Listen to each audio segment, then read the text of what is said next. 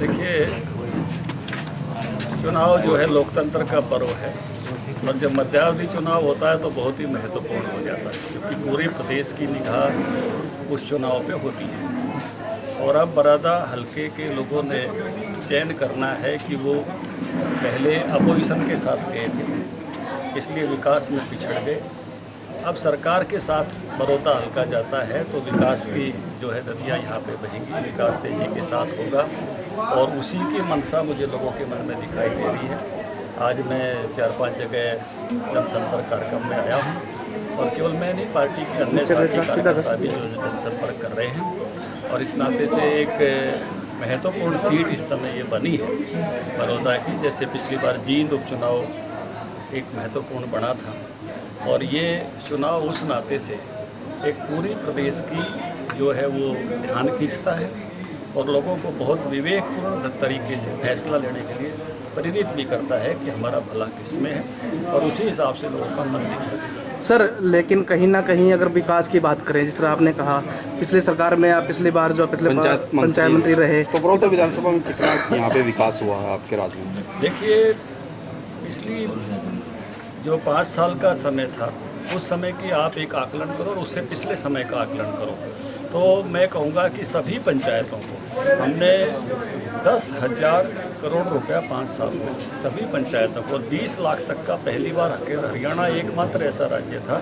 इसमें 20 लाख रुपये तक सरपंच को खर्चने का हक दिया, तो इससे पहले कभी नहीं दिया गया था। और उससे भी आगे जाते हुए हमने पंचायतों की एक आपसी प्रतिस्पर्धा भी शुरू कराई 7 स्टार पंचायतों की, कि जो पंचायतें अच्छा काम कर रही हैं उन पंचायतों को सम्मानित किया जाए, हर स्टार पर उसको 1 लाख रुपया दिया जाए। 7 स्टार जीतने वाली, 6 स्टार जीतने वाली पंचायतों को 6-6 लाख रुपये भी दिए और गवर्नर हाउस तक भी उनका सम्मान किया, उनको आगे बढ़ाया।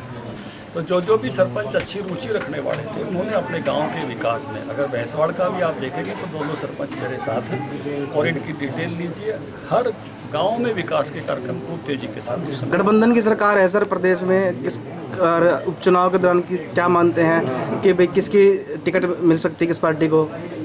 जिस तरह से जेजेपी भी कह रही है कि उनकी पार्टी का भारतीय जनता पार्टी जो है वो इस सीट पे लड़ी थी। भारतीय जनता पार्टी ही, मुझे लगता है कि इस सीट पर भारतीय जनता पार्टी का स्वाभाविक रूप से एक वो कहूँगा कि मैं हक है, भारतीय जनता पार्टी चुनाव लड़ेगी।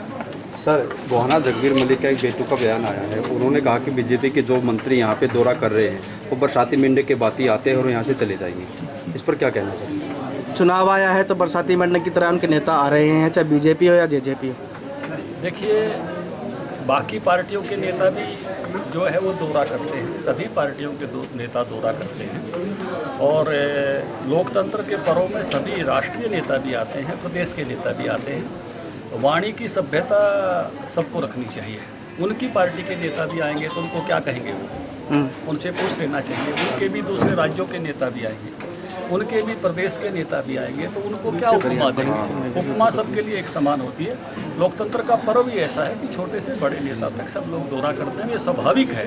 लोग के पास जाना और लोकमानस तैयार करना, यही लोकतंत्र की पद्धति है। दूसरी बात मैं कहता हूँ कि अवसर है, चुनाव एक अवसर है लोगों के लिए और लोगों ने अपना विकास कराना चाहिए। सरकार के मंत्री आते हैं तो अपने काम बताने चाहिए, विकास कराने चाहिए।